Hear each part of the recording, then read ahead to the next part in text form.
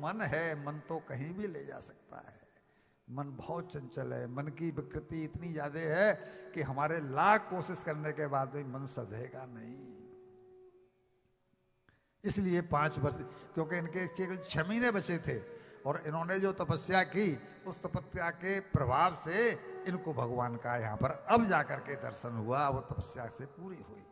तपस्या बहुत कठोर थी। भगवान बोले कि अब ध्रुव तुम वापस लौट जाओ। ध्रुव जी को बड़ा ताज्जुब हुआ, बड़ा ताज्जुब हुआ। पूछ लिया भगवान, अब तो सारा सभी वेदों का ज्ञान हो गया था, सब शास्त्रों ज्ञान हो गया। भगवान आपका दर्शन करके, आपका अंग संग होकर के भी, और आप कह रहे हैं कि मैं जाकर के अपने नगर में जाऊं। भगवान बोले हाँ, मेरे भजन में, मेरी भक्ति में क्या कमी रह गई। तब भगवान ने जो मैंने प्रसंग सुनाया वही प्रसंग उनको सुनाया।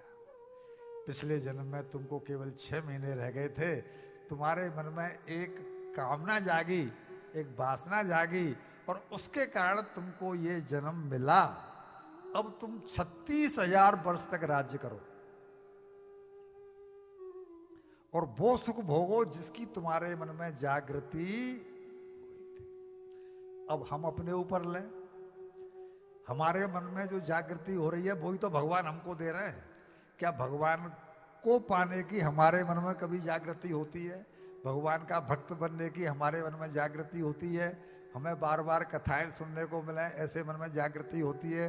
बार बार सत्संग में जाएं ऐसे मन में जागृति होती है? जब होती नहीं तो भगवान पूरे कैसे करेंगे?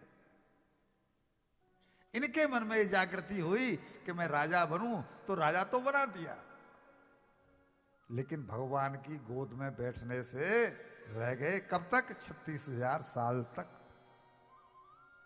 वैसे मैंने, भगवान कह रहे हैं तुम 36,000 तक राज्य करो और उस वासना को पूर्ण करो। वैसे मैंने तुम्हारे लिए ततो गंतास मत स्थानम, मैंने अपने स्थान में सर्वलोक नमस्कृत्यम, एक ऐसे लोक का निर्माण कर दिया है जिसको संसार के सारे लोग नमस्कार किया करेंगे। वो लोक कौन सा है? ध्रुवलोक। कब से कब की घटना घटी है, आज भी हम सब लोग उस ध्रुवलोक को नमस्कार। वो देखो दादी नानी कहती है, वो देखो वो ध्रुव तारा दिखाई पड़ रहा है, ध्रुवलोक दिखाई पड़ रहा है। किसका परिणाम है? सुनीति का। सुनीति माने जो दिया ज्ञान, उसका परिणाम। तो वो कहते हैं कि तुम जाके वो सब सुख भोगो और सुख भोगने के बाद में मैं, तुम आओगे वहीं पर, मैंने उस लोक का निर्माण तुम्हारे लिए कर दिया है, लेकिन अभी तुम मेरी आज्ञा का पालन करो, 36,000 वर्ष तक शासन करो। तो बोले भगवान आपने मेरे लिए जो किया होगा वो उचित ही किया होगा। हाँ, आपने जो मेरे लिए किया होगा वो उचित ही किया होगा। और बोले मैं राजी हूं उसी में जिसमें तेरी रजा है, तेरी रजा में मुझको मजा ही। अब इस फॉर्मूले को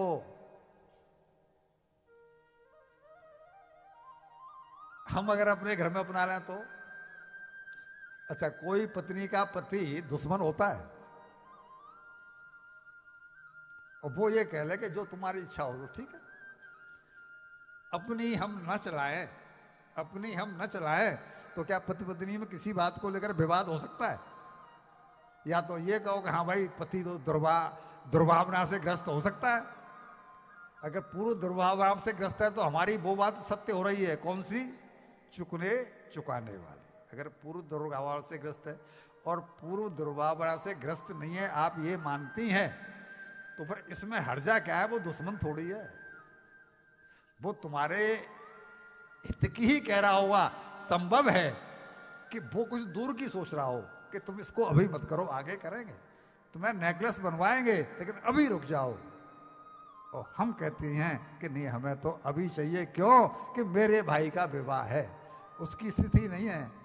आइए आइए आइए, बोलिए श्री भक्त ध्रुव जी महाराज की जय। विष्णु भगवान की जय। हो